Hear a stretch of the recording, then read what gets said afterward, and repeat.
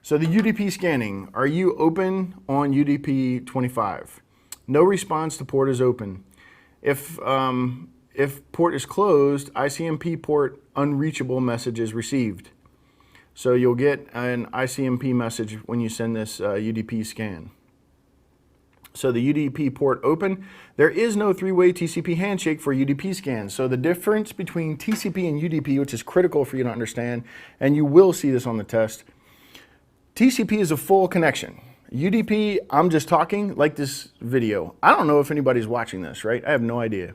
So I'm just talking, and I don't care if you hear it or not. But if you're talking back to me, then that's a full connect scan, right? So that's TCP. So TCP is more like a classroom. UDP is more like a video. I'm just talking. I don't know that anyone will ever see it, okay? So the TCP is just a broadcast. There's no handshaking. I'm not talking to you and expecting a response. I'm just talking. Whether you hear me or not, I don't care. Think video streaming. I'm just putting it out there. Whether or not you consume it, I don't care. If you miss a couple of packets, I don't care, because the video is going to keep coming. You might see a scratch or a blank screen for a second, and then it'll come back. So the system does not respond with a message when the port is open. UDP port closed. If a UDP packet is sent to a closed port, the system responds with an ICMP port unreachable message. So spyware, Trojan horses, and other malicious applications use UDP ports for communication. So that's pretty much it for the UDP scanning. If the port is open, you get an ICMP message back. If it's closed, you get an ICMP message back. If it's open, you don't get anything. ICMP echo scanning, or a list scan. So ICMP echo scanning, this is not really port scanning, since ICMP does not have a port abstraction, but it is sometimes useful to determine which host in a network are up by pinging them all. So that's an echo scan. And then a list scan, this type of scan simply generates and prints a list of IP and names without actually pinging them. A reverse DNS resolution is carried out to identify the root or the host names. So this is kind of a little bit of a different thing than what we were previously talking about. So we're talking about a tool here called NetScan Tools Pro, so the professional version. Network Tools Pro assists in troubleshooting, diagnosing, monitoring, and discovering devices on the network. It lists IPv4 and IPv6 addresses, host names, domain names, email addresses, and URLs automatically or with manual tools. So that's NetScan Tools Pro. You will see a test question about this on what's it for. It's a scanning tool. Here's a bunch more. Most commonly, you're going to use Nmap, and that's usually good enough, but you might need some specialty tools. You might have, you might understand fully and learn Nmap, as you are going to do for this test, because you have to know Nmap for this test. There's no question about it. You have to know Nmap. You have to know what the dash capital S, little s is. You have to know what the dash capital O is.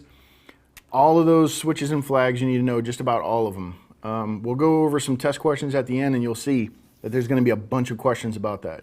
You need to know that. Some of these other tools you may use in real life if you're kind of a tool kiddie, where you're not so familiar with the command line, so don't take that as a derogatory term. It's just because you don't know the command line. You're not a developer, you're not used to it. It might take you some time to get there. They're much more powerful, they're much better, they're more easy to automate things, so you want to kind of go to that way if you can. If you're just going to kind of stick your foot in this pool every now and then, you're not really going to dive in, then some of these graphical tools may be better. You can click and fire as you need to. So IP Tools is a good one here. SuperScan, I've heard good things about that. I haven't actually used it. Those are the only ones I'm familiar with. Scanning tools for mobile. So again, we've got all this stuff for mobile. Don't discount it. It's a huge space nowadays. Keep in mind that phones can bypass all of that border gear that you've got. You've got millions of dollars in appliances on your egress points, and now a mobile device can let them go right around it and exfiltrate an entire database, and you have no idea. So you want to have some control over your mobile network. So let's go over some of the names. We have the UMIT network scanner, FING IP network scanner, You can see that that's for Droid. Port Droid network analysis, PIN IP scanner, network discovery. So port scanning countermeasures. Okay, so let's see, what can we do about port scanning? So I mentioned previously that a lot of these scans, some of the newer ones we talked about towards the end there, some of the older ones, they'll easily be detected by appliances. They're actually built for it. Smurfing, ping of death, all that stuff is caught now. It's not legit anymore. So configure firewall and IDS rules to detect and block probes. So you want to have them looking for it. If you're able to ping something and it accepts the ping of death and you kill the gear or reset the gear, then that is absolutely a find, right? But maybe it's a honeypot you hit or something like that too. So, but anyway, it will help exercise the gear, even if you use those old scans, which you need to understand what they are. If someone is throwing out at your network, you need to recognize that it's an attack, and it's special kinds of attacks, right? There's specific kinds. They can't be mistaken for legit traffic. So if someone's throwing these at your network, or if you as a pen tester are throwing them at a network, then you're exercising the gear, and you should see that in the log, ping of death caught. You want to know what it looks like. You want to be able to characterize it. So I want to know exactly what time you sent it UTC, right?